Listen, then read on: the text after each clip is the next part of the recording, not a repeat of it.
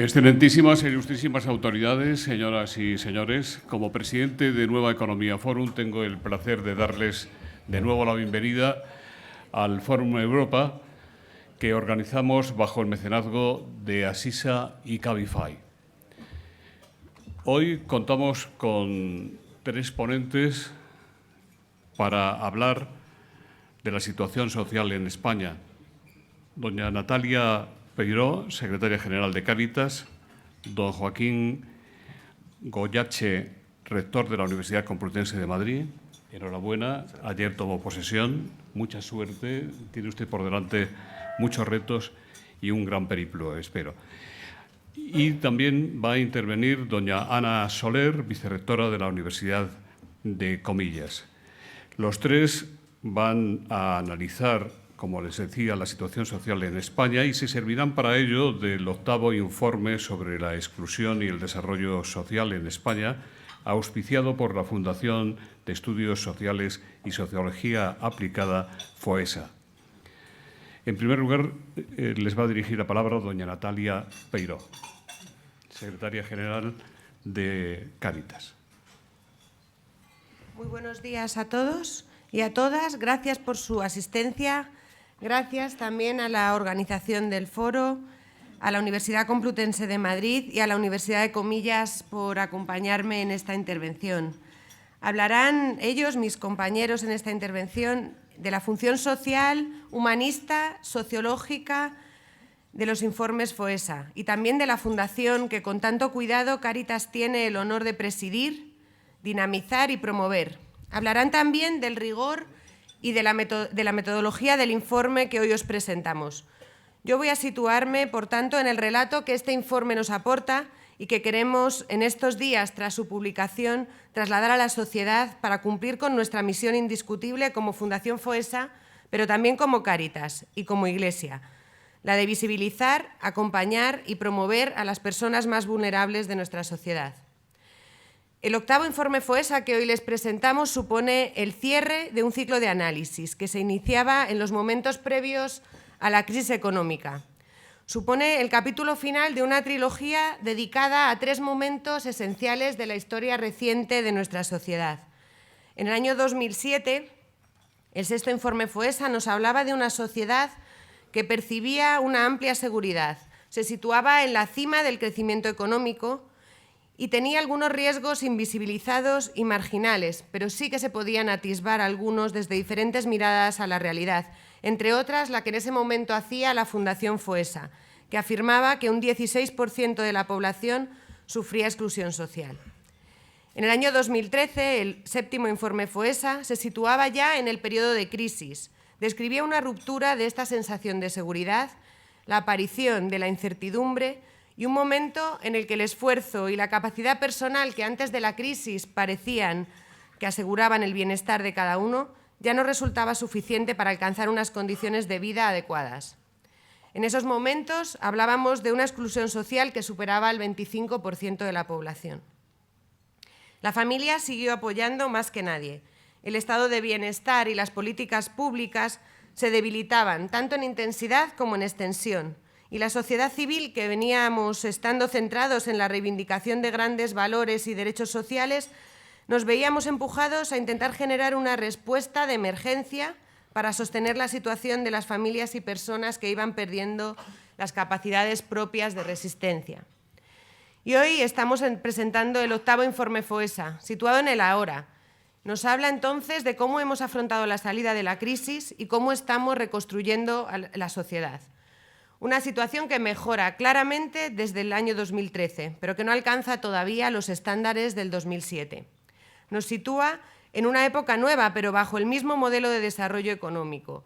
Muchos análisis afirman que no estamos desarrollando nuevas alternativas, incluso que estamos profundizando en cuestiones que debilitan la búsqueda del bien común y que invisibilizan y debilitan a las personas que han quedado atrás.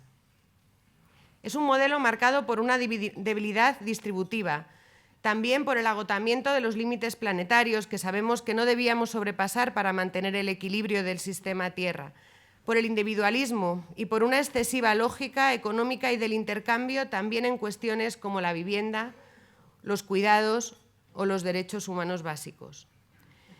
El informe FOESA habla de la exclusión más extrema, de esas situaciones que habitualmente denominamos como miseria, pero va más allá.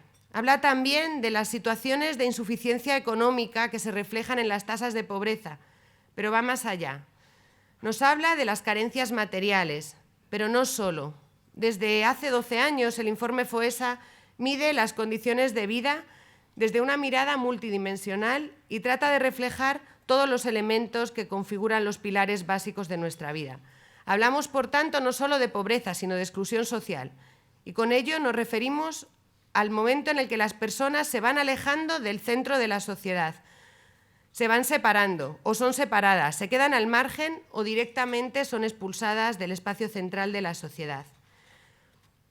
¿Qué nos dice el informe que está sucediendo en estos momentos y en esta sociedad? La primera idea es que la exclusión social se enquista en la estructura social de nuestro país. Hoy el número de personas en exclusión social es de 8,5 millones de personas, el 18,4% de la población y 1,2 millones más que en el año 2007. A este grupo es al que denominaríamos la sociedad estancada, un grupo de personas para las cuales el ascensor de la movilidad social no funciona, no es capaz ni siquiera de subir una planta. Pero dentro de ellos existe un grupo especialmente vulnerable, personas que acumulan tantos problemas en la vida diaria que les impide tener un proyecto vital mínimamente estructurado. Ellos son 4,1 millones de personas en situación de exclusión social grave. En esos grupos se ceba la inseguridad, la vivienda insegura o inadecuada, el desempleo persistente, la precariedad laboral extrema, su invisibilidad para los partidos políticos y algunas otras características a las que me referiré después. Una segunda idea es que esta investigación trae una buena noticia, al menos de forma relativa. Hoy la sociedad integrada, el conjunto de personas que no tienen dificultades ni para su supervivencia ni para una vida digna en términos materiales, se ha recuperado a los mismos niveles que antes de la gran recesión. Sin embargo, en este grupo hemos descubierto también una novedad. Dentro de esta sociedad integrada se está produciendo una reconfiguración en dos grandes grupos. Uno de ellos, mayoritario, de 32 millones de personas, sería la sociedad de las oportunidades. Integra a 2/3 de la población española. Y otro segundo, a lo que hemos llamado la sociedad insegura, son 6 millones de personas que estarían al filo de la navaja, casi seguros de que cualquier descalabro, cualquier problema en su situación personal les llevaría a ese espacio de la exclusión social. ¿Y cuáles son los riesgos que sufren las personas que hemos visto a través del informe? El primer bloque de riesgos se relaciona con la pérdida de la calidad de nuestra democracia. Hemos observado una bajísima intensidad asociativa. El 80% de las personas de nuestro país no participan en ninguna asociación y hay una movilización social muy ocasional y a través de Internet. Pero esta desmovilización se ve más manifiesta en las poblaciones de la sociedad con menos recursos. Hemos observado tasas hasta del 75% de abstención en los barrios más desfavorecidos.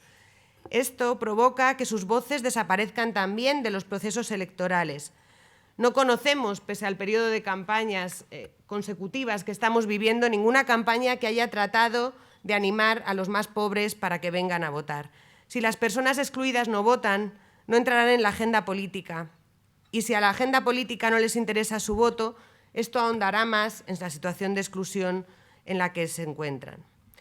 Un segundo bloque de riesgos son aquellos relacionados con la desigualdad, otro de los rasgos de la sociedad actual, y que se muestra muy crudamente en factores muy importantes para cada uno de nosotros, como la vivienda, el empleo, la familia, el género o la salud. Algunos datos sobre la vivienda. La vivienda se ha convertido en un derecho inaccesible para algunas familias. Por ejemplo, en los últimos 2 años el alquiler ha subido un 30%, o 2 millones de personas sufren la incertidumbre de poderse quedar sin vivienda. Respecto al empleo, que es otra de las llaves principales de la integración, y a pesar de su reducción progresiva y bastante amplia, es una realidad. El desempleo es una realidad persistente. Todavía nos encontramos en tasas de desempleo el doble que el año del 2007. Y además, La precariedad se manifiesta en el empleo que tenemos, en la temporalidad, parcialidad o en itinerarios cíclicos para muchas personas que alternan periodos cortos de empleo con otros de desempleo, que generan trabajadores pobres o excluidos y que limitan las posibilidades de integración de muchos de ellos.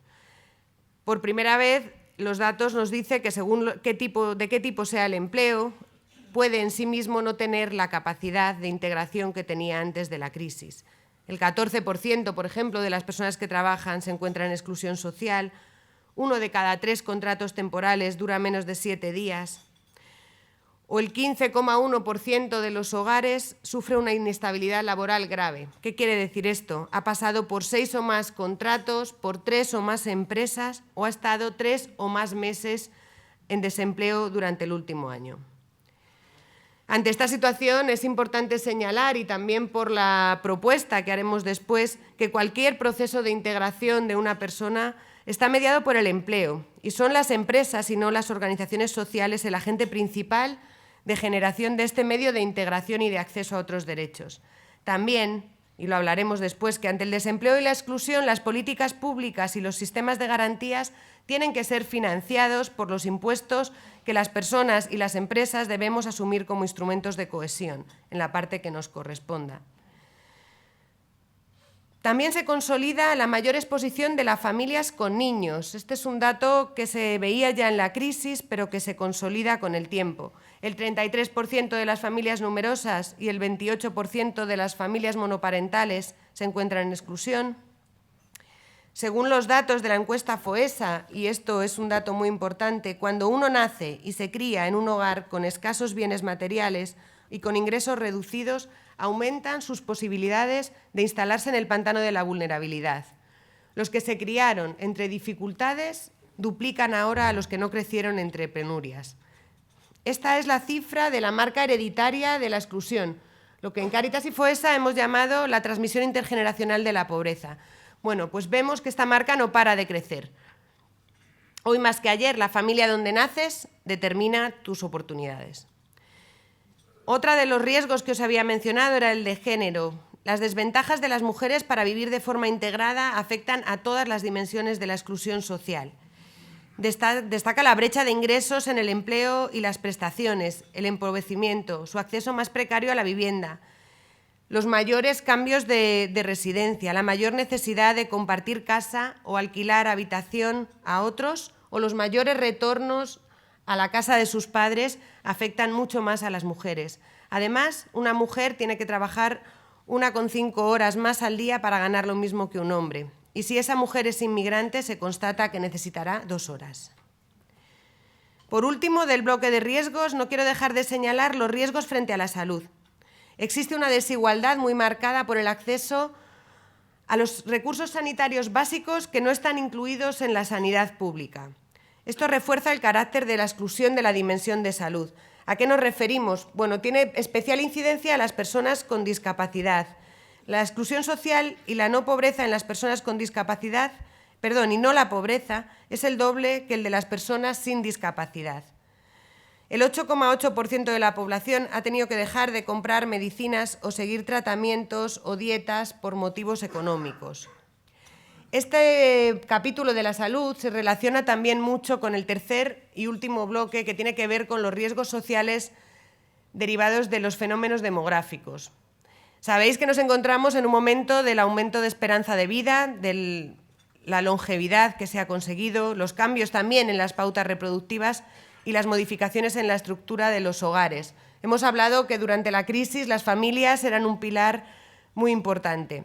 Estas modificaciones han llevado, por tanto, a cambios significativos en nuestro modelo de sociedad. Y cuando hablamos de ello nos referimos a que 1 de cada 3 hogares necesita cuidados, bien por crianza, por edad avanzada, por dependencia o por enfermedad. Y esta necesidad de cuidados se resuelve fundamentalmente a través de la mercantilización de los cuidados. Si la respuesta tiene que ser esta, aquellos que no pueden pagar esos cuidados caerán en la exclusión social. Creemos que hay un papel de la comunidad que debe transformarse para pasar a ser un actor que ayude a romper el triángulo de los cuidados, sostenido principalmente por la familia, el Estado y el mercado. y que además el sector de los cuidados, para poder transformarse, debe romper también la dinámica de ir de la mano de la economía sumergida y del sesgo de género. Todos estos riesgos detectados por el informe se acumulan en muchos perfiles y personas diferentes. Se acentúan en unos lugares de nuestro territorio más que en otros, siendo el eje sur-mediterráneo el que acumula más porcentaje de personas en exclusión. Pero esto lo dirán en los próximos meses los 17 informes autonómicos que se irán presentando en cada una de las comunidades autónomas.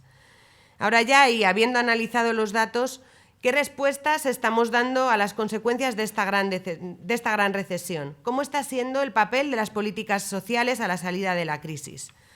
En el año 2015 podemos dar por resuelta la salida macroeconómica de la crisis, a pesar de que la creación de empleo fue de baja calidad y del entorno europeo de alta incertidumbre económica, financiera y también institucional. Los servicios públicos a los que nos referimos han sufrido en los últimos años recortes que han afectado tanto a su acceso, disponibilidad, asequibilidad y también la adaptación de los mismos a estas situaciones de mayor precariedad y pobreza. Las desigualdades han ido en aumento en el caso de la sanidad, como hablábamos antes. Aún no se ha recuperado el nivel de gasto sanitario previo a la crisis y particularmente grave en el sistema de dependencia. Sin embargo, se afirma en el informe que la crisis ha sido también una oportunidad para acometer en el sistema de sanidad mejoras en la coordinación y en la eficiencia. En el caso de la educación, ha aumentado también el ratio de alumnado y la carga lectiva para el profesorado, o las dificultades para muchos alumnos para obtener una beca. En la rama de los servicios sociales ha habido deficiencias críticas y amplias desigualdades en su oferta. Las políticas de vivienda no han podido sentar las bases de un sistema residencial que garantice a todas las personas ese acceso a una vivienda digna, o, por ejemplo, las prestaciones familiares y por hijo a cargo han seguido también una evolución declinante. Decíamos ayer, anunciábamos a los medios que en 12 años la cuantía de prestación por hijo a cargo solo ha subido 5 céntimos mensuales. Finalmente, los esquemas de garantías de ingresos mínimos en España, con sus diversos subsistemas, han sufrido reformas permanentes, desarrollos con muy diferentes efectos en cobertura e intensidad. Y su definición más exacta es que tienen una capacidad de cobertura muy limitada y una intensidad protectora muy baja. Por eso se reduce mucho su capacidad para paliar la pobreza relativa, aunque sí palía la pobreza severa. ¿Cómo estamos reaccionando, si así reaccionan las políticas sociales, los ciudadanos, ante esta salida de la crisis? Pues la ciudadanía española sigue apoyando el sistema de bienestar como protección social. Sin embargo, vivimos un cuestionamiento fuerte del sistema fiscal, tanto desde el ámbito político como desde el ámbito ciudadano. Se refleja en las personas cierta fatiga de la compasión, disminuye la disposición a pagar impuestos necesarios y las personas sienten desconfianza ante el sistema fiscal y la clase política encargada de gestionarlo. Esta fatiga de la compasión también está generando perfiles críticos a las ayudas sociales. Más del 50% de la población expresa ahora que ayudaría menos que hace 10 años. Aunque seguimos siendo uno de los países en los que existe un grupo mayoritario de personas que sí que ayudarían. También, aunque las personas afectadas por la crisis, y lo llevamos diciendo desde el año 2013, son las personas que están en las capas más humildes de la sociedad y quienes más necesitarían estas ayudas, el sentimiento de las clases medias es el de las grandes perdedoras. Esto provoca que miren al futuro con gran incertidumbre y pesimismo y que tengan más dificultades para mirar a los que han quedado atrás. Muchas de estas personas están instaladas en el miedo ante una sociedad del descenso y de la pérdida de estatus. Sin embargo, hemos apreciado que no existen apenas tensiones o problemas, tal y como parece que se manifiestan públicamente desde algunos espacios de comunicación o políticos, respecto a la xenofobia. Solamente un 4% de la población española piensa que la inmigración es un problema.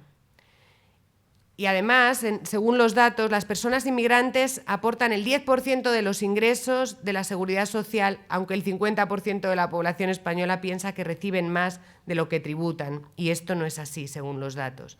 En el espacio de la exclusión social, además, el 80% de las personas son españolas y solo el 20% son inmigrantes. ¿Qué proponemos? Y con esto termino. Proponemos desde este proyecto del informe FOESA y desde Cáritas lo que creemos que necesitamos hacer, revertir esta dinámica de una sociedad desvinculada. Para poder enfrentarnos al futuro, perder el miedo y fortalecer los mecanismos de inclusión de la ciudadanía en nuestra sociedad, los autores del informe plantean 3 conversaciones cívicas que deberían mejorar nuestra forma de convivencia ante lo que se denomina en el informe la sociedad desvinculada. Una de ellas es, lo he mencionado un poco antes, hablar sobre un nuevo escenario de responsabilidades compartidas. Un sector o un espacio público compuesto por un trabajo conjunto entre administraciones públicas, entidades no lucrativas, empresas sociales, iniciativas ciudadanas y profesionales.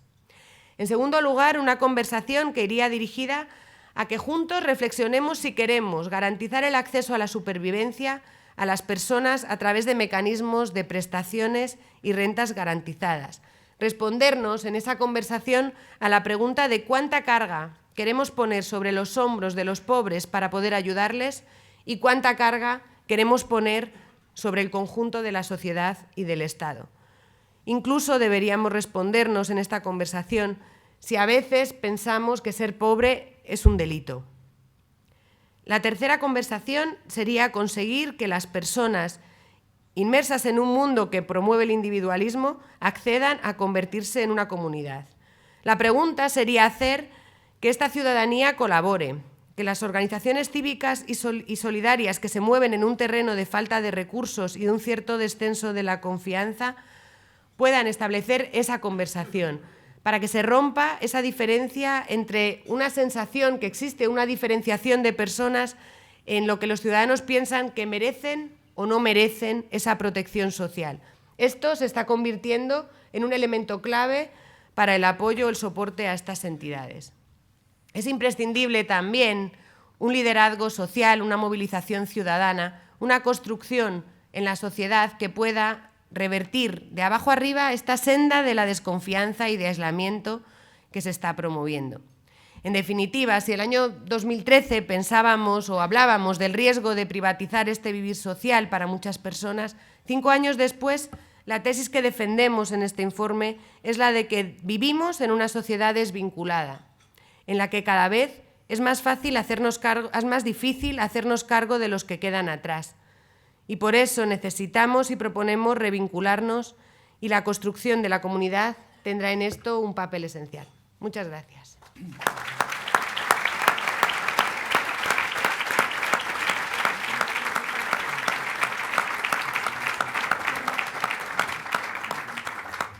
Don Joaquín Goyache, nuevo rector de la Universidad Complutense de Madrid. Muchísimas gracias, secretaria de Estado, autoridades, compañeros de mesa, amigos y amigas. Efectivamente, tomé posesión ayer, o sea que no encuentro mejor forma de estrenarme como rector como un acto de presentación de un informe tan exhaustivo y bien hecho como este. Y por lo tanto quiero agradecer y felicitar a la Fundación por la iniciativa y por el trabajo realizado durante todos estos años, porque creo que pone esto negro sobre blanco lo que es la situación y la evolución de los problemas de nuestra sociedad. La verdad que esto es más que una fotografía del momento de incertidumbre, llega a ser una película, porque ya son muchos años donde vemos la evolución de la situación y aunque, como nos han dicho ahora exhaustivamente Natalia y magníficamente, parece que la situación ha mejorado con respecto al año 2013, cuando estábamos en lo peor de la crisis, esa crisis que nos vino encima de una manera, según decían, insospechada, pero que, bueno, por mi trabajo, yo soy veterinario, soy profesor de la Facultad de Veterinaria, tenemos muchísima relación con el sector productivo y ya en el 2005-2006 nos avisaban de que iba a venir una crisis de la que esta sociedad no se iba a recuperar fácilmente y que desde luego íbamos a tener una sociedad que no iba a ser la de entonces y que jamás recuperaríamos, y esto quizás es un análisis muy pesimista, pero lo decían grandes empresarios del sector agropecuario, que no íbamos a volver a ser los mismos. Bueno, estamos mejorando, pero al final la sociedad trabaja con percepciones. Y yo no sé si ustedes que están más metidos quizás en en el problema, y ahora hablaremos un poco de esta isla de felicidad que son las universidades. Yo no veo que haya muchas personas que perciban que ha mejorado tanto, o hay un sector de población que quizás no ve que hayamos mejorado tanto. Y yo lo decía mucho durante la campaña, yo soy veterinario y yo siempre veo detrás de los números personas. Y yo decía en broma que me gustan los números orgánicos, que sé que no existen. Y veo, y me adelanto un poquito, si la Universidad Complutense es una muestra de lo que es nuestra sociedad, podemos ver que la situación no es tan buena como aparenta. Desde luego es lo que refleja el informe, pero quizás nuestra sociedad no percibe una mejoría tan clara. Yo no soy sociólogo, soy un ciudadano, entonces quizás diga términos o utilice términos o expresiones o haga análisis que no son los adecuados. Y es verdad que es una situación que se está enquistando, este problema en nuestra sociedad, y como decía, quizás la Complutense y las universidades en general, tanto públicas como privadas, sobre todo las públicas, son un reflejo de este enquistamiento, este estancamiento. Yo llevo 30 y tantos años trabajando en la universidad como profesor. He tenido muchos cargos de gestión, he sido decano y desde fuera igual se percibe que cuando estás trabajando con personas que oscilan entre 18 y 23 años y ya luego cuando entran al posgrado, pues unos pocos años más, son felices, no tienen problemas, tienen una salud de hierro y no es verdad. Cuando trabajas cerca de una representación joven de nuestra población, te das cuenta que hay mucha precariedad, que muchas familias son incapaces de pagar los precios públicos, que no pueden acceder a una vida normal para una persona joven y que muchas veces se ven frustrados su deseo de acabar o llegar a formarse para una profesión en la universidad pública, que es la que pueden acceder muchos de ellos. Y este aspecto de felicidad, de igualdad, de inclusión que deberíamos tener en las universidades, en realidad también estamos contribuyendo un poco en la educación superior a lo que es esta brecha, esta desigualdad. Cada vez en las universidades públicas y debido a esta crisis que nos ha impedido renovar las plantillas con esa tasa famosa de reposición cero, los profesionales que quieren dedicarse a la educación y a la investigación acceden cada vez más tarde a contratos mínimamente dignos, con una formación muy rápida. Nuestros juniors, que los llamamos juniors, entran a nuestra universidad con 42 años, de media, 41 años.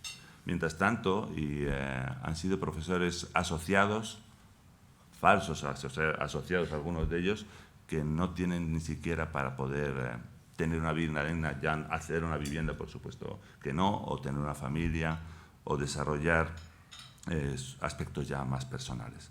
Por lo tanto, es verdad que en la universidad, sobre todo en la universidad pública, sigue existiendo la brecha de género, sigue siendo difícil que las personas con discapacidad tengan un desarrollo pleno de sus facultades, de sus capacidades. Es verdad que tenemos que ser la bandera, sobre todo en las universidades públicas, para que esos techos de cristal, esas brechas cada vez se vayan reduciendo más. El acceso de la mujer a los puestos de dirección de la universidad cada vez está siendo más frecuente, pero por ejemplo en la Universidad Complutense no ha habido nunca una mujer rectora. Y por tanto existe una brecha que debemos tratar de evitar. Y es verdad que yo noto una cierta apatía, sobre todo entre los jóvenes, con respecto a problemas como los que se describen en este informe. No está, por desgracia, entre las prioridades de forma global. Hay personas tremendamente centradas y es bueno que se sepa que hay una porción elevada, como ha dicho Natalia, de población española que está insegura, que está en ese filo, en ese borde donde puede ir la cosa bastante bien o puede ir bastante mal. Y este grupo de personas sí es verdad que se detecta en nuestra universidad. Son personas que están enfadadas, que no se sienten acogidas y que se sienten, como decía, tremendamente inseguras. Sobre todo enfadados con esta sociedad de oportunidades que citaba Natalia, donde en principio a todos nos va bien y tenemos acceso a un cierto bienestar y acceso a educación y a la salud. Tengan en cuenta que debido a la crisis se subieron muchísimo los precios públicos en las universidades públicas, sobre todo madrileñas y catalanas. En otras comunidades autónomas fue menor, y eso ha contribuido muchísimo a la exclusión. Hay una menor inversión, por lógica de la crisis, en educación superior, lo mismo que ha pasado en sanidad, como ha citado Natalia. Y de nuevo entramos en el problema, en la dinámica de que las universidades tenemos poca capacidad para solucionar estos problemas de personas que no son incapaces, familias que son incapaces de pagar los precios públicos. Es verdad que la Comunidad de Madrid, el Gobierno de la Comunidad de Madrid, y con un esfuerzo tremendo por parte de la Universidad Complutense, se trata de ayudar sobre todo a estas personas, estos estudiantes que tienen situaciones sobrevenidas, de estas personas, esas familias que están en el borde y que pasan de un mes a otro a no poder pagar la matrícula. Pero es insuficiente, no tenemos capacidad para solucionar y permitir que todos estos estudiantes con unas capacidades extraordinarias tengan acceso, como sería su derecho, a una educación en una universidad pública. En cualquier caso, yo quería más hablar un poco de la investigación, pero quería remarcarles que las universidades al final son un reflejo de lo que es la sociedad española y tenemos unos problemas tremendos que debemos ir tratando de solucionar. Tengan en cuenta que países que son una potencia en educación superior y en investigación de nuestro entorno cercano, los precios públicos son prácticamente son estudios gratuitos o con precios simbólicos. Y son países con un desarrollo en investigación y en educación superior tremendo. Por lo tanto, podemos hacer como sociedad, yo creo que merece la pena replantearnos cuál es nuestra política de precios y de inversiones en la universidad. En cualquier caso, la universidad ha participado intensamente en este informe. Ha habido 30 universidades con más de 120 investigadores, con lo que la universidad es una parte importante de este informe y estamos encantados de colaborar. La Universidad Complutense además ha tenido un papel relevante en los informes anteriores, con dos grandes catedráticos de sociología que han trabajado en los informes 1, 2 y 3, que fueron Armando de Miguel y Luis González Seara, que tristemente falleció. En este octavo informe de la Complutense, y perdón que centre un poco el problema o la situación, nosotros han trabajado 6 profesores y uno de nuestros compañeros pues, dirige uno de los capítulos, que es algo muy importante. ¿Y por qué es importante que trabaje la universidad? ¿Por qué es importante este informe? Porque la información es poder, pero no es poder por el puro hecho del poder, es poder para hacer cosas. Y si no sabemos lo que está ocurriendo, siempre miraremos hacia otro lado. Entonces es tremendamente importante que existan trabajos como este que nos indiquen cuál es la situación real de la sociedad.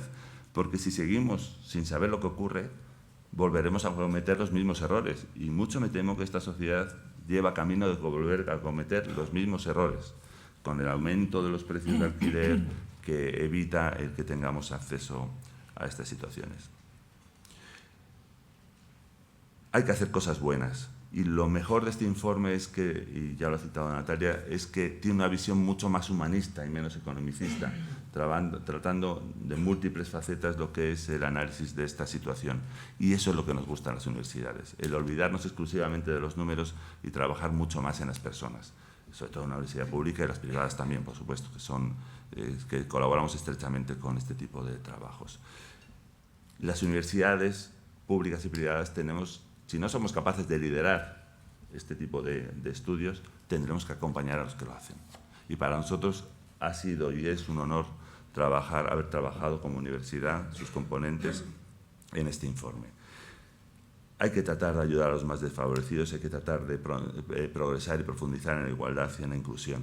Y estoy seguro que desde las universidades seguiremos trabajando, y Ana supongo que reincidirá luego, trabajando y ayudando a la Fundación y a Cáritas para realizar futuros informes dentro de un tiempo, porque ha sido un trabajo que lo he tratado de leer en el resumen ejecutivo, pero que se me escapa muchas veces en cómo ha sido desarrollado, pero que sé que por la reunión preparatoria que tuvimos, que fue tremendamente intenso y con un rigor científico fuera de toda duda. Y eso es lo bueno, hacer las cosas bien. Y se han hecho las cosas bien y ahora sabemos mucho más de lo que está pasando y ya no tenemos ninguna excusa para mirar hacia otro lado.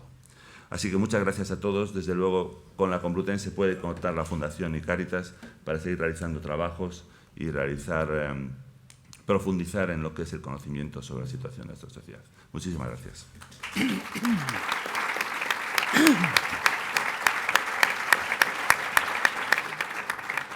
Muchas gracias, rector. Ahora le correspondería hablar, según habíamos adelantado, a la vicerrectora de la Universidad de Comillas, doña Ana Soler. Muchísimas gracias, presidente. Muchísimas gracias, Natalia, Joaquín, que me han precedido en la palabra. Para la Universidad Pontificia Comillas es un verdadero honor acompañaros en la presentación de este octavo informe FOESA. Lo es por los estrechísimos vínculos que nos unen. Ya lo ha dicho Joaquín, lo ha comentado Natalia, la Universidad Pontificia Comillas ha estado siempre al lado de Cáritas, va a seguir estándolo, también al lado de la Fundación FOESA, en la elaboración de estos informes y en cualesquiera actividades que entiendan que podamos contribuir. Pero es sobre todo un honor por el valor intrínseco de la investigación que presentan hoy.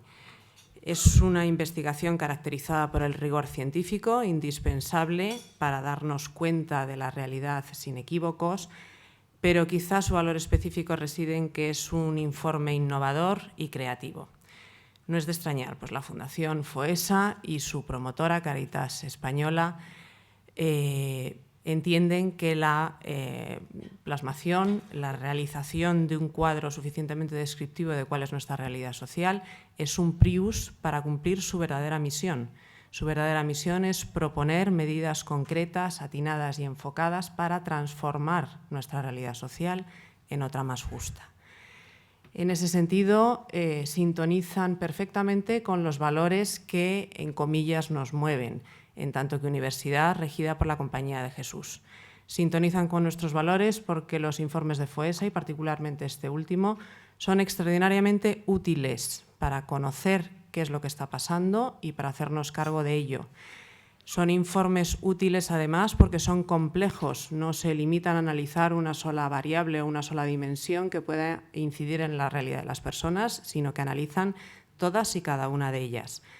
Son también informes que no desconocen una dimensión cada vez más importante cuanto tecnificada está nuestra sociedad, como es la dimensión espiritual o religiosa.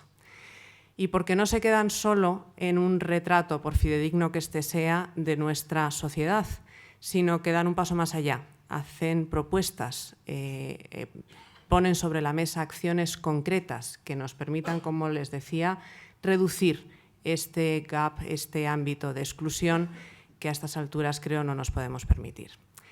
La Utilitas, la Humanitas, la Justicia y la Fides conforman el paradigma de valores que aspiramos a cumplir en comillas y que los informes de FOESA satisfacen plenísimamente. Luego, no es de extrañar que para comillas la presentación de este informe sea una muy buena noticia, pero de lo que se trata es de que lo sea para las personas excluidas o las que están en riesgo de serlo, y no solo para comillas. Y a eso es a lo que nos convocan hoy aquí, a todos y a cada uno de nosotros, a empezar un diálogo profundo, ojalá que fértil y fructífero, en interés y en beneficio de todos. Esperemos que así sea y, desde luego, contáis con nuestro compromiso. Muchas gracias.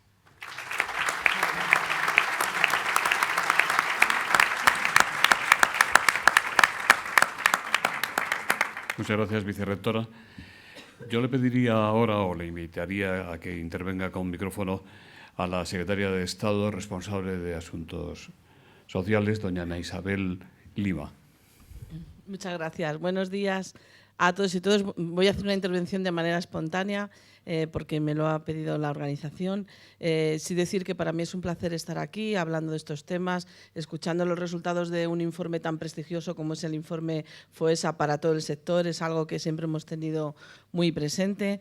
Y decir que comparto muchos de los resultados que has comentado, puesto que si hay algo que tenemos que hacer es preservar, creo, en un primer momento, la mirada del ser humano con dignidad, ¿no? Con esos valores que luchan contra las desigualdades, la xenofobia, xenofobia, la injusticia y lo que Adela Cortina denomina como aporofobia, ¿no? Yo creo que en este informe tendría un papel central hablar de la pobreza y la exclusión y cómo tenemos que ver la pobreza, ¿no? Esa mirada que decía, no culpando a la persona que la sufre, como que la sufre porque es una persona que no tiene capacidades, que es incompetente para salir de ahí, sino desde otra mirada, desde esa mirada que necesita que también el Estado, en este caso, desde la protección social, pues ponga ahí el foco. Yo creo que en nuestro Gobierno, y así lo ha dicho muchas veces tanto el presidente como nuestra ministra, María Luisa Carcedo, quieren poner el foco en lo social y en la lucha contra la pobreza. Has comentado datos que en toda Europa hay 113 millones de personas en situación también de pobreza. Es un problema que nos afecta en España y nos afecta también en Europa. Y realmente aquí en España hay un foco, es en la pobreza infantil, donde el Gobierno se ha puesto en marcha. Sabéis que se ha creado un alto comisionado de lucha contra la pobreza infantil y has comentado el tema de las familias numerosas, de las familias monoparentales. Hay algunas iniciativas.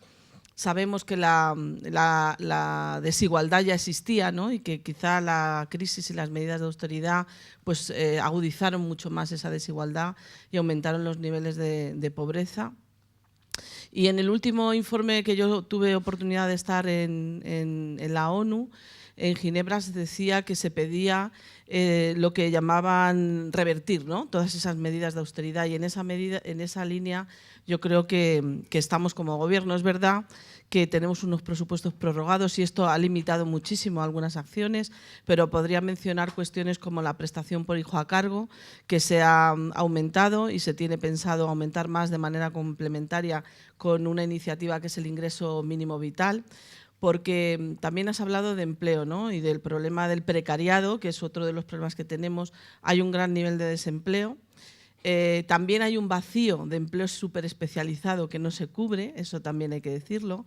Y luego un especial hincapié en Europa en general en poner el foco en el empleo, ¿no? Cuando todos sabemos que no todo es el empleo. Yo creo que hay una carencia de mirada social, que a veces para la inclusión social no solo hay que trabajar el empleo, sino otras cuestiones que tienen que ver pues, con la dinámica de las relaciones sociales, de la no exclusión social de las personas. Por eso la garantía de rentas está ahí como un objetivo también, porque sabemos que vamos a una sociedad de la robótica, ¿no?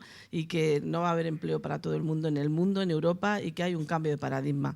Bueno, con esas reflexiones yo me gustaría decir alguna cuestión que tiene que ver con otro reto, que es el envejecimiento en toda Europa y en España, y cómo tenemos que potenciar la ley de dependencia, que ha sido paralizada por motivos de la crisis y que hemos podido reactivar, por ejemplo, las ayudas para las cuidadoras no profesionales, y tenemos pensado, bueno, pues el poder seguir eliminando la lista de espera y dar esa atención que necesitan tanto las personas mayores como las personas con discapacidad en situación de dependencia.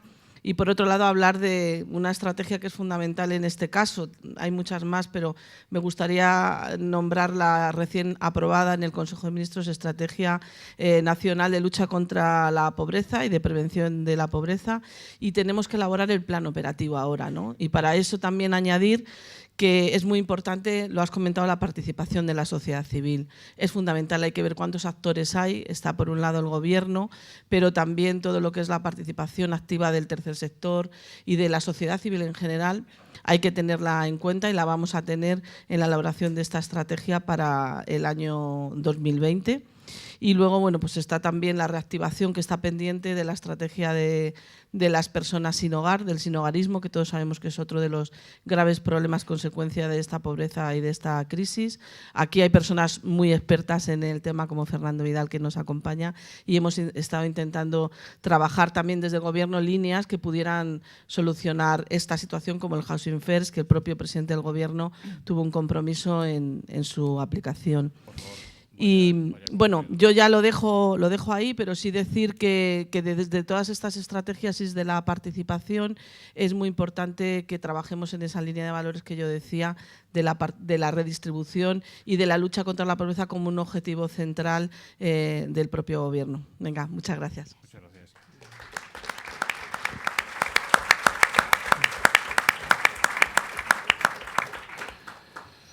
Empiezo ya por las preguntas.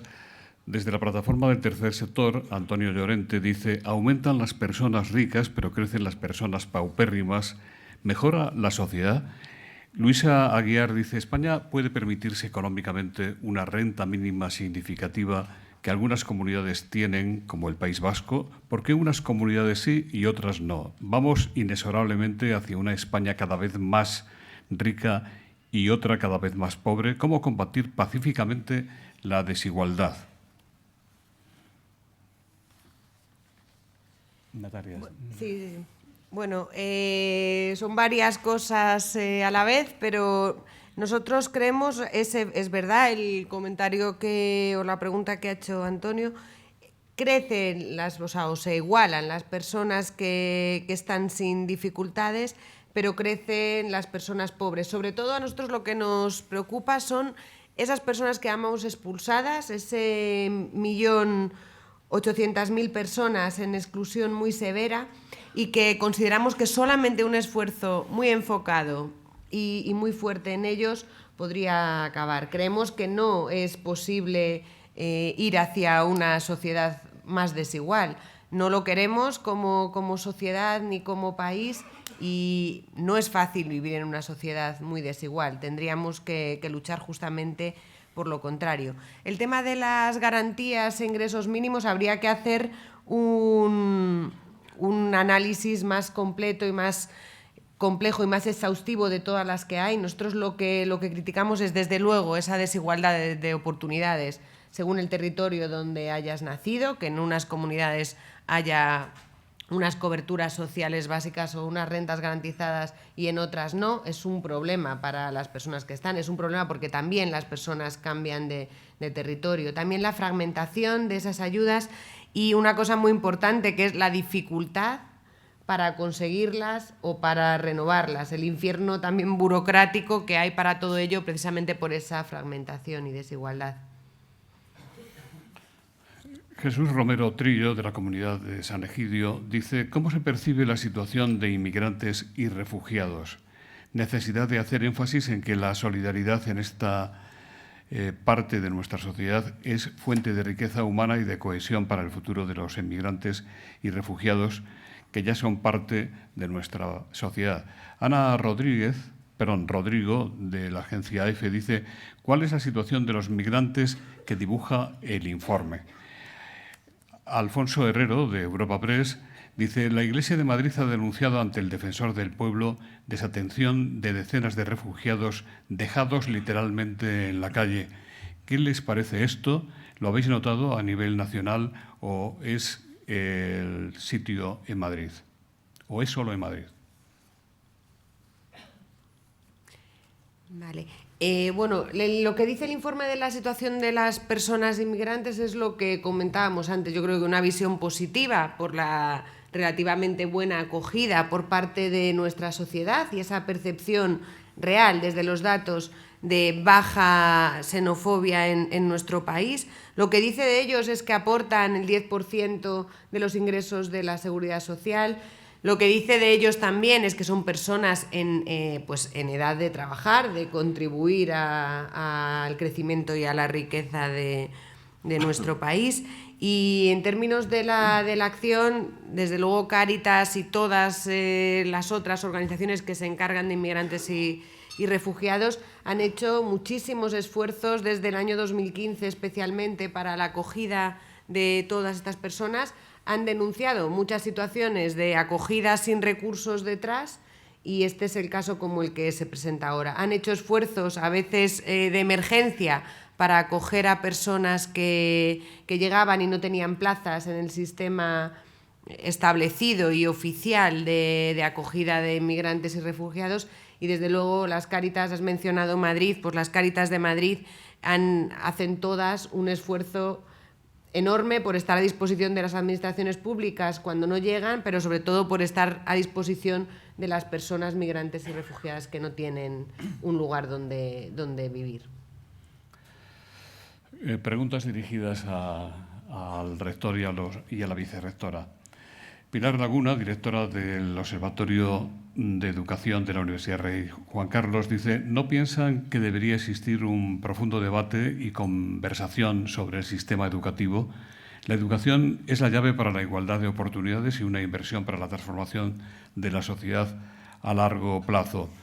Son importantes las medidas urgentes, pero también debemos pensar en el futuro. Almudena Hernández, de Servimedia, les pregunta a los representantes de las universidades cómo se nota la exclusión social en la universidad y qué hacen ustedes para reducirla.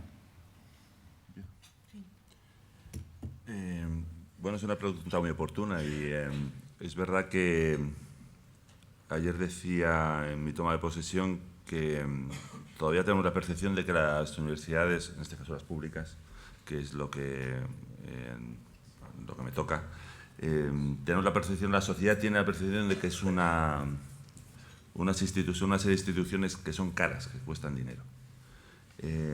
Si seguimos por esa vía, nunca vamos a progresar.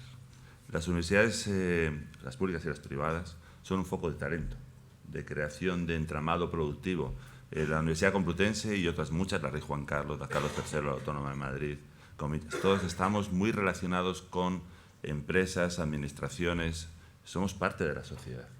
Y investigamos, formamos buenos profesionales y además ciudadanos responsables y solidarios, y devuelven las universidades cada uno de los euros que la sociedad, en este caso madrileña, invierten en ellos. Creamos riqueza. La Universidad Complutense tiene una población aproximada, bueno, que puede oscilar entre fijos y flotantes, de cerca de 90.000, 90 y tantas mil personas diarias están en nuestros edificios, en nuestros campus. La universidad enriquece la ciudad de Madrid. La Universidad Complutense enriquece el Ayuntamiento de Pozuelo, que es donde está nuestro campus de Somosaguas. Todos los estudiantes de Erasmus y internacionales de China, de Latinoamérica, consumen, alquilan pisos, salen de fiesta, van a bibliotecas, van al cine. La universidad no cuesta dinero, es una fuente de riqueza. Y por lo tanto hay que redefinir lo que la sociedad percibe de la universidad pública. Y la universidad es solidaria y trabaja por la integración, y no podemos descuidar ese tipo de cosas. Yo donde noto una cierta discriminación en nuestra universidad, y estoy hablando sin ningún dato, pero una percepción. Yo trabajo en una facultad que es ciertamente elitista dentro de la Complutense, que es la Facultad Veterinaria, que somos de las mejores del mundo. Pero donde quizás noto que a la educación superior no llegan los hijos de inmigrantes, por ejemplo, porque no ves apellidos raros.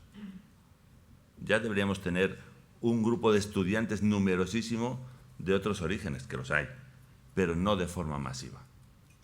Yo no noto en la facultad, yo tengo ahora una alumna ucraniana que le dirijo a ucranianos, pero es una rara avis en nuestra universidad. No hay hijos de latinoamericanos en mi facultad, estoy hablando, que eso quiere decir que quizás no...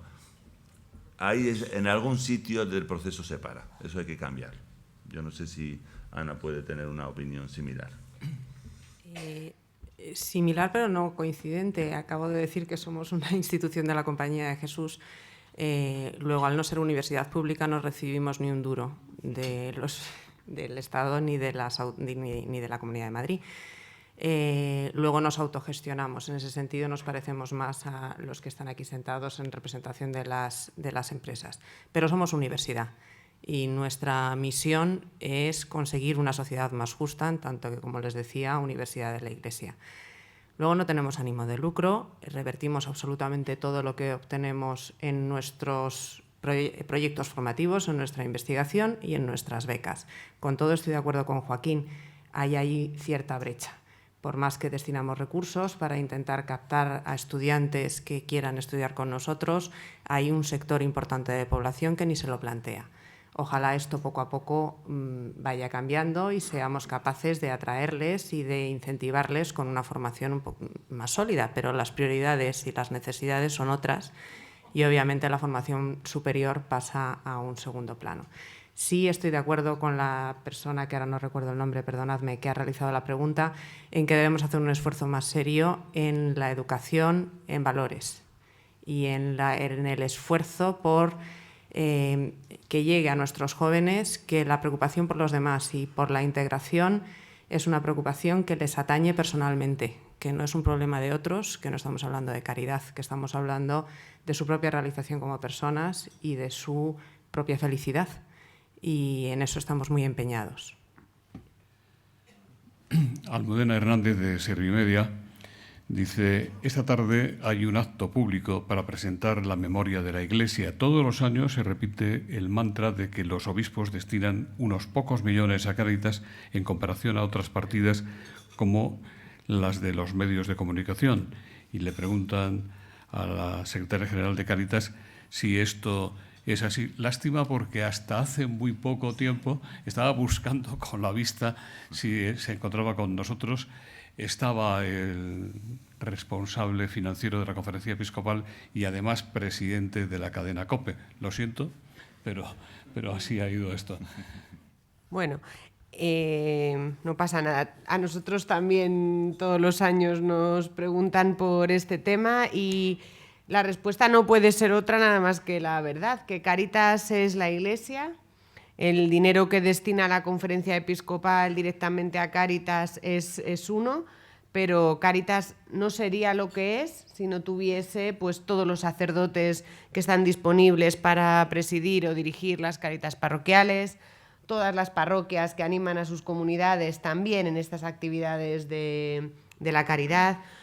¿Cuánto porcentaje de nuestros voluntarios provienen de las comunidades parroquiales y de la Iglesia? Yo creo que es imposible diferenciar el aporte que hace Cáritas a la Iglesia o la Iglesia a Cáritas, porque somos lo mismo. Don Javier Nadal, presidente de la Asociación Española de Fundaciones, dice: el informe parece que detecta una movilización insuficiente de la sociedad civil, a pesar de que somos una sociedad generosa. ¿Qué deberíamos hacer las organizaciones como las fundaciones para generar una mejor respuesta y sintonía de las partes implicadas?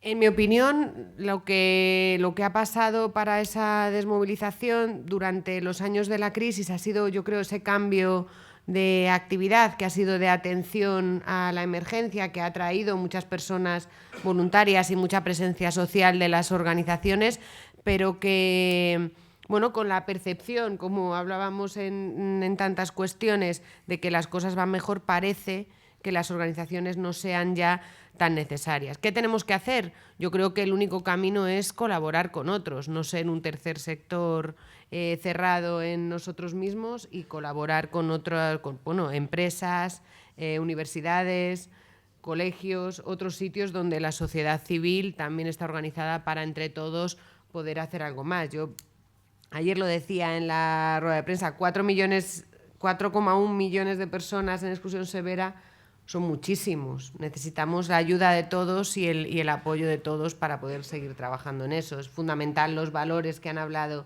en la sociedad, en la universidad y ojalá también en las familias, y luego el trabajo conjunto de todos.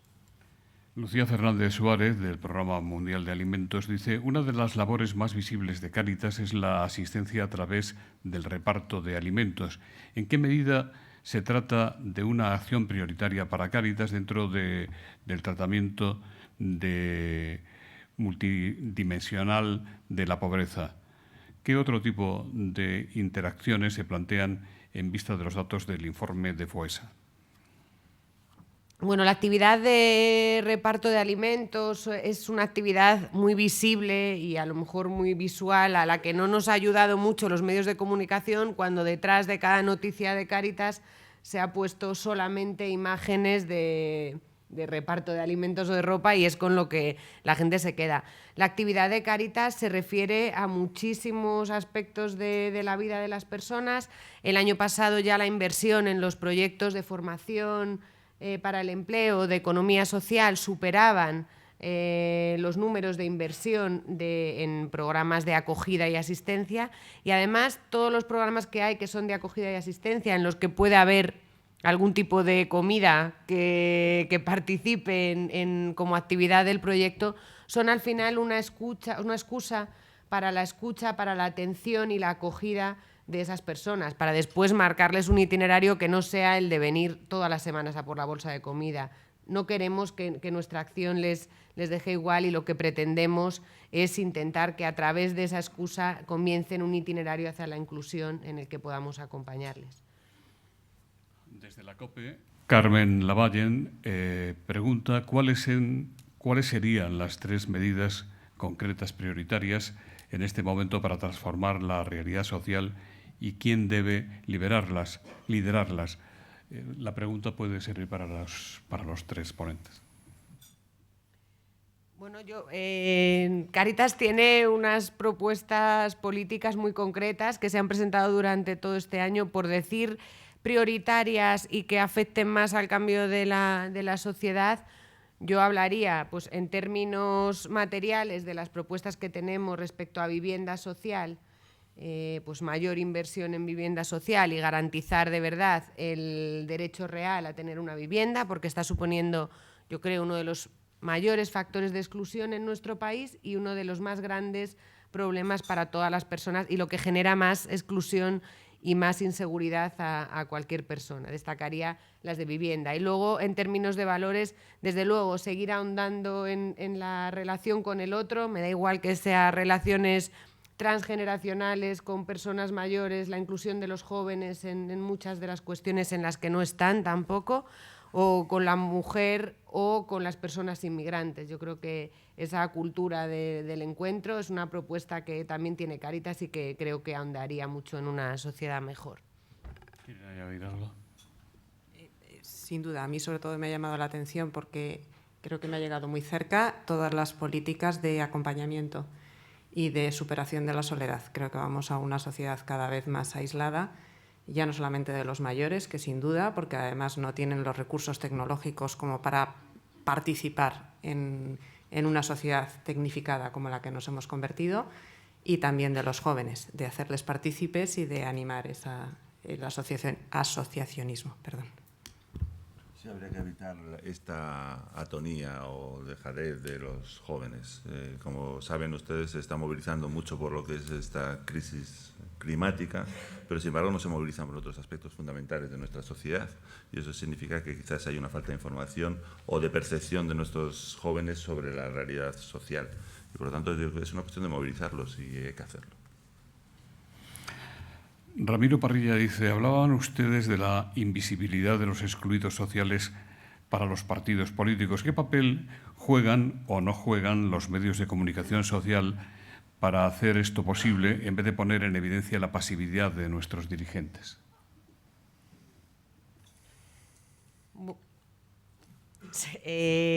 Desde luego, los medios de comunicación tienen un papel fundamental. O sea, por un lado se puede criticar ciertas cosas. Estos días hemos estado hablando mucho con los medios en la publicación del informe, y decíamos que estéis aquí es un símbolo de que los problemas sociales también nos importan y también nos importa. Pero es cierto que llevamos 3 años escuchando elecciones, pactos y deportes al final del telediario, pero es difícil que la gente esté interesada si en los medios de comunicación no hay ese reflejo. Y si la gente está interesada, es difícil que los partidos políticos que esperan los votos y el apoyo de esa ciudadanía pues estén interesados de algo que no nos importa a los demás. Dolores Sanjurjo, y también se dirige a los 3 ponentes, dice, el lugar donde se nace predestina a la exclusión, según se manifiesta en el informe. ¿Qué habría que hacer para evitarlo, para mejorar la cohesión territorial? Esa es muy buena pregunta. Ojalá supiese la respuesta.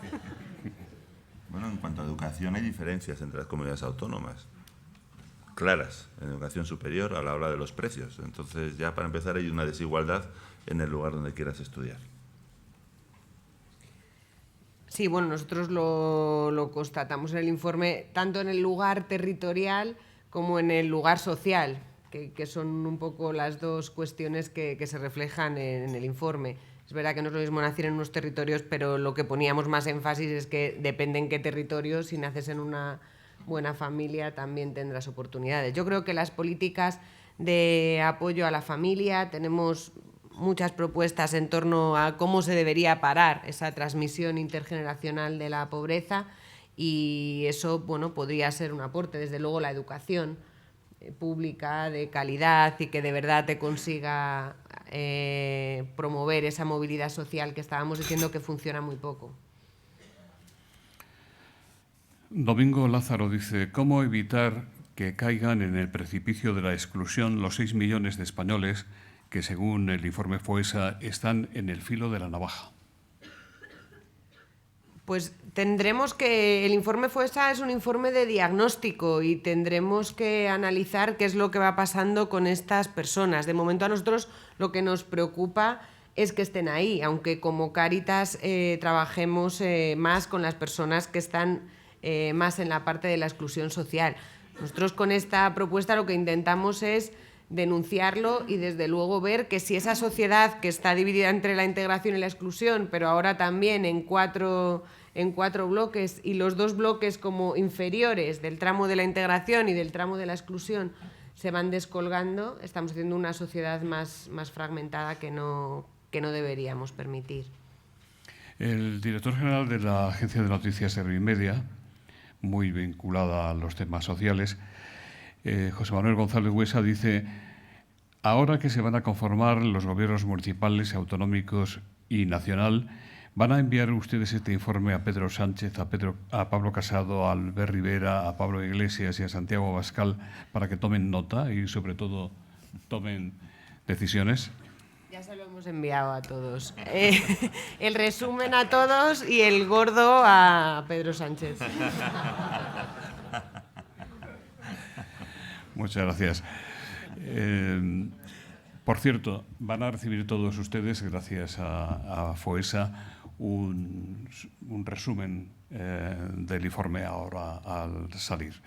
En nombre de las entidades que con su mecenazgo hacen posible este foro de Asisa, representado hoy por doña María Tormo, y de Cabify, es don Isaac Martín Barbero, de esta organización, quien va a despedir el acto. Sí, muchas gracias. Muchas gracias al foro y muchas gracias a todos ustedes por estar aquí y, por supuesto, a los ponentes. Normalmente, cuando uno cierra, hace mención a un par de ideas que ha hecho el ponente. Esta vez, como hay varios, voy a ir un poco haciendo lo mismo, pero por cada uno de ellos, ¿no? Me gustaría agradecer, en primer lugar, a la secretaria general de Cáritas la llamada en favor del bien común, por encima de los intereses particulares que señala el informe. Y su llamamiento también a la lucha contra la desigualdad y a la superación de la resignación. Y, por supuesto, además de esos datos, que yo creo que sí, como decía el rector, son orgánicos, porque tienen personas detrás, poner de manifiesto pues, todas las razones que hay todas para rechazar la exclusión, ya sea por edad, por género, por origen, y la necesidad de apostar por la inclusión. Me gustaría agradecer, por otra parte, al rector la franqueza con la que ha hablado, no solo de su universidad, sino de nuestro sistema universitario, y la llamada de atención que ha hecho contra la apatía. Y dar las gracias a la vicerrectora pues, por recordarnos la importancia de los valores, que al final, en última instancia, es lo que soportan pues, análisis como estos, que nos dan respuestas, pero las preguntas vienen determinadas también por las aspiraciones y los valores que hay detrás, y el llamamiento en favor de la transformación de la realidad. Y aprovechar también para dar las gracias a la Secretaria de Estado por haber hecho esa reivindicación en favor de la importancia de la dimensión de la dignidad humana en las políticas públicas, esa referencia a la pobreza infantil que ya venía en el informe, porque en último término este es un informe que, más allá de analizar la situación, es un informe que va orientado hacia el futuro, y ahí pues la cuestión de la pobreza infantil yo creo que es una preocupación que compartimos todos. Muchas gracias.